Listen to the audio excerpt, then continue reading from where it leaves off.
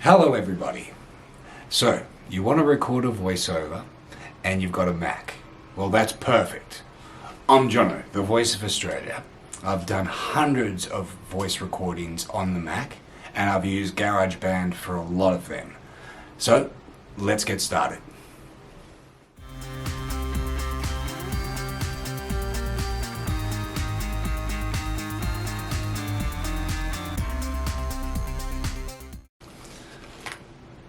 So, besides the Mac, either an iMac or a MacBook Pro or even a MacBook Air, you're going to need two other pieces of equipment.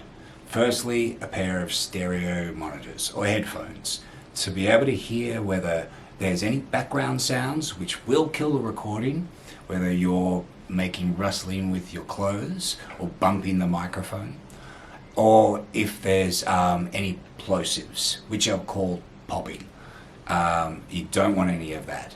So you need to be able to hear that, and the only way to do that really is a pair of good headphones. The other piece of equipment you'll need is a microphone, of course. This is a USB microphone. It's known as a Blue Yeti. It's been said to be overrated, and a lot of people will say don't buy it. If you can get your hands on one of these, it's a great entry-level microphone. No, it's not studio quality, but it's a really good place to start. It's where I got my start, and if you've got the money to grab this or something like it, do it. USB microphones are okay to get started with. All right, let's jump on the computer. Here we are on the computer, and I've got a script here that I'm going to record. It's a little commercial, and so now is the best time to plug in the USB microphone. That basically will initiate it throughout your computer, and so when you turn on GarageBand, which is what we'll do next, just open it up, it'll already recognize it once it comes through. You can see input devices, Blue Yeti, output devices, Yeti, stereo microphone. And we've got new projects, recent Learn to Play, Lesson Store, and project templates. We're going to get a new project just to get started. Details aren't so important because they're more to do with music, so we can ignore that. But it's good to know that the input's already set. So when we go to choose here, we've already got the Blue Yeti coming through. It says I hear the sound from the Blue Yeti microphone, and so its instruments is already connected. We will choose audio track, record using a microphone or line input, and we create. And so that already sets us up, and we can already see the levels jumping up as the microphone picks up our voice. If you don't see that, it may be because the microphone isn't initiated onto the track. Just hit the space bar, which will start the playhead. Spacebar is play and stop, as you could just see, and we can grab the playhead and drag it back. This is the playhead right here, and that will initiate it most of the time. If that isn't happening, we can go up into GarageBand, Preferences, we go to Audio and MIDI, and Output Input Devices should be the Yeti stereo microphone. If it isn't, we just change it over to that.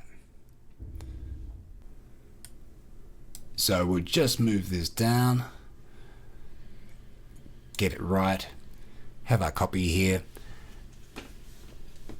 and up the top is the travel controls: return, rewind, fast forward, stop, play, record, and loop or cycle. We don't have to worry about that. Up here is the playhead position. We want to change this over to time.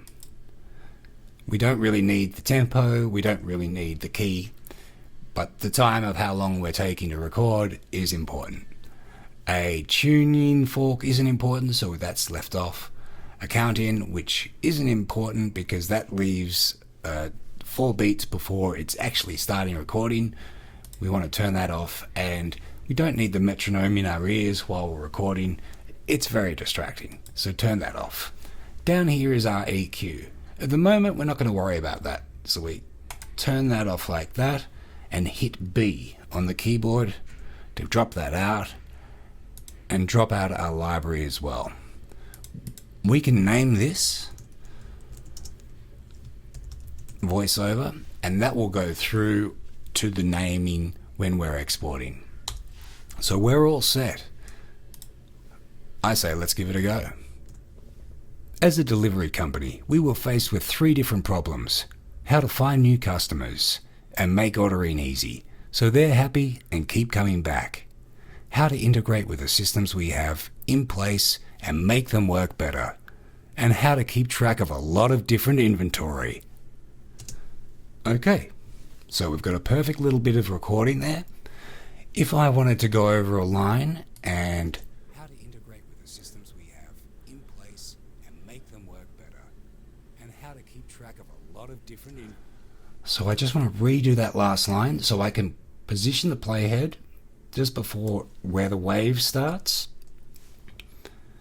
and hit record and get ready, and how to keep track of a lot of different inventory.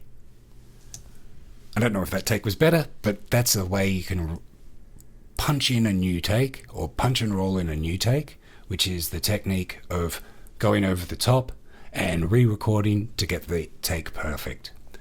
So this is ready to be exported.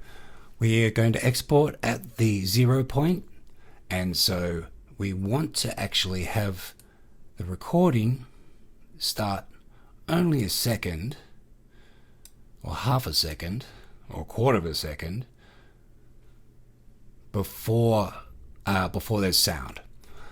So I can roll up the recording. If you pinch the bottom of the recording there, you just left click and you roll it back and forward, and that doesn't delete the recording, it just rolls the recording back and forward, and so you can sync it up a little bit easier. And the rest is just drag and drop. I can drag this over a little bit, and so it's a little bit of a snappier take. We do need to listen back, so let's have a listen back just to see if it. As a delivery company, we were faced with 3 different problems: how to find new customers. Okay, so this is ready for export, and what we can do is just have a listen back to make sure it all sounds nice and clear. As a delivery company, we were faced with 3 different problems: how to find new customers and make ordering sounding good. So they're happy. You just hit spacebar to keep it playing, and then to stop it, you hit spacebar again, and I can roll this back here with just a little bit of an edit. This doesn't delete the recording, it only rolls back the recording, and that's, you need to actually pinch it at the bottom. So this is ready for export. All we need to do is make sure that the recording starts at the 0 point, and there's only a half a second before we start hearing our voice. So go up to share, go up to export song to disk, and labeling is very important, because if you don't label them, you won't be able to find them in the future. So I always try to have a date and a time, so when you're dealing with someone, you can go back to the first time you dealt with them or sent the file and look for that date. That's the best way to find your files once you start recording, because they all look the same, and you'll have to listen through them to find the right one, which will take ages. So make sure you label your recordings really well. So we're all set with a export as an MP3. It's going to be high quality at 192 kilobits. We can have a smaller quality, but the MP3s, so they don't take up a lot of space. Might as well go for the high quality take and just click export. There it is. It should appear on the desktop. And here we go.